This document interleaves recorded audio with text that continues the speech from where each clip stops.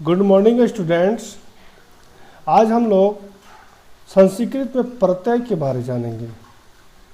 ठीक है, तो प्रत्यय वे शब्द हैं जो दूसरे शब्दों के अंत में जुड़कर अपनी प्रकृति के अनुसार शब्द के अर्थ में परिवर्तन कर देते हैं।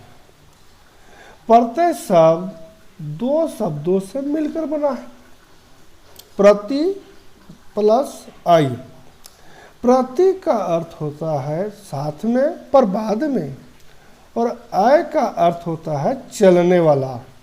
अतः प्रत्यय का अर्थ होता है साथ में पर बाद में चलने वाला। जिन शब्दों का स्वतंत्र अस्तित्व नहीं होता वे किसी शब्द के पीछे लगकर उसका अर्थ में परिवर्तन कर देते हैं। आइए आज हम लोग कृत प्रत्यय के बारे में पढ़ेंगे। ठीक है, तो कृत प्रत्यय में जो प्रमुख प्रत्यय हैं कृत के अंतर्गत, उनको आज हम लोग देखते हैं। सबसे पहले देखते हैं कत्वा प्रत्यय। ठीक है, तो कत्वा प्रत्यय जब किसी शब्द में लग जाता है तो उसका अर्थ हो जाता है पढ़ माने कर। ठीक है, जैसे पठ धातु में यदि हम कत्वा शब्द जोड़ प्रत्यय लगा दिए, पठ धातु में यदि हम कत्वा प्रत्यय लगा दिए तो वो शब्द बन जाएगा पठित्वा, जिसका अर्थ होता है पढ़कर।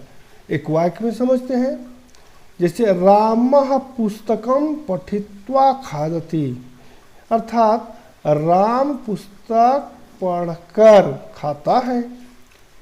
इसी तरह लिख धातु में यदि हम कत्वा प्रत्यय लगा देते हैं तो वो शब्द बन जाएगा लिखित्वा, जिसका अर्थ होता है लिख कर। तो वाक्य में देखते हैं, रामः पत्रम लिखित्वा गच्छति, अर्थात राम पत्र लिख कर जाता है। उसी तरह नी में यदि हम कत्वा लगाएंगे तो नित्वा हो जाएगा, जिसका अर्थ है लेकर। श्रु में कत्वा लगा देंगे तो श्रुत्वा हो जाएगा, सुनकर। स्मृति में कत्वा लगाएंगे तो स्मृत्वा हो जाएगा, इसका अर्थ हुआ याद करके। और साथ ही साथ में वाक्य में प्रयोग भी आपको भेज रहा हूँ, आप उनको भी देख लेंगे।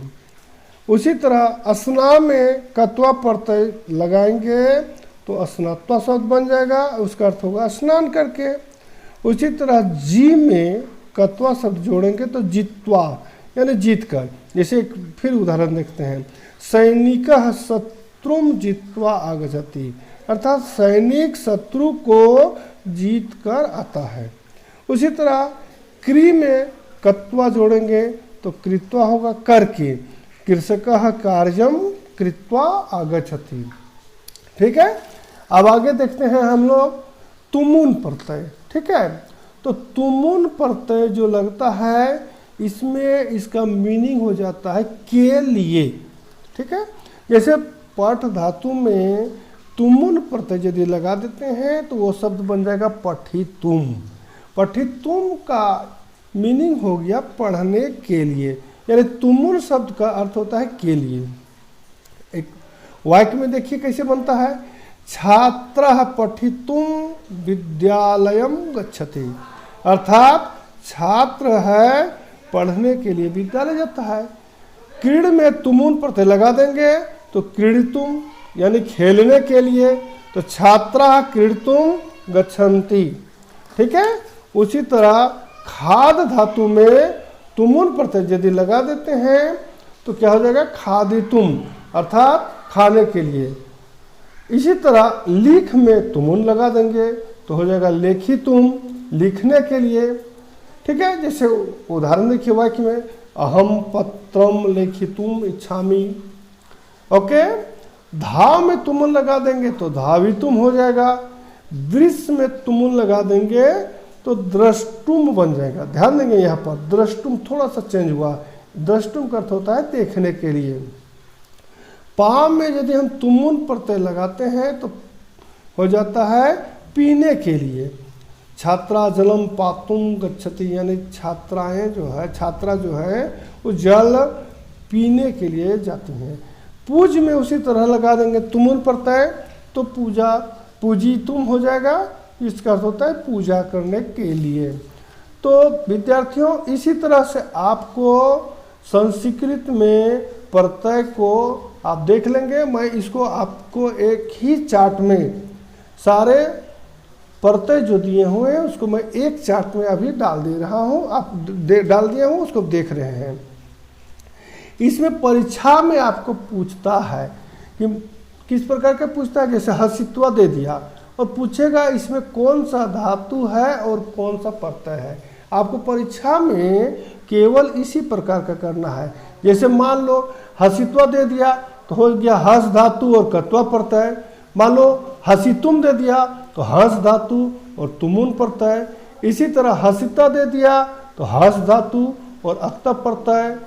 मान लो हसित्वत दे दिया तो क्या हो जाएगा, हस धातु और कत्वतु प्रत्यय। इसी तरह यदि हसत दे दिया तो हस धातु तो सत्री प्रत्यय या सानस प्रत्यय दोनों यदि लगता है तो उसमें केवल त लगता है, या ध्यान देंगे केवल त लग जाता है। उसी तरह यदि दे दे हसितव्य तो इसमें हो जाएगा हस धातु और तव्यत प्रत्यय, ठीक है। और यदि हसनिया दे दिया परीक्षा में आपको तो हस धातु अनियर प्रत्यय। इसी तरह जितना भी प्रमुख प्रत्यय हैं उसको मैं इस चार्ट में आपको डाल दे रहा हूँ। आप इसको आप अपने कॉपी में लिख कर एक बार प्रैक्टिस कर लेंगे तो निश्चित है कि आपको अच्छे अंक प्राप्त हो जाएंगे प्रत्यय से। ओके, तो आप इसे अपने कॉपी में बढ़िया से लिख लेंगे और उसको थोड़ा सा प्रैक्टिस कर लेंगे, एक दो बार देख लेंगे, पढ़ लेंगे तो आपको निश्चित है समझ में प्रत्यय से संबंधित जितना भी प्रश्न आएगा वो सब के सब आपको आसानी से बन जाएंगे। Okay, thank you.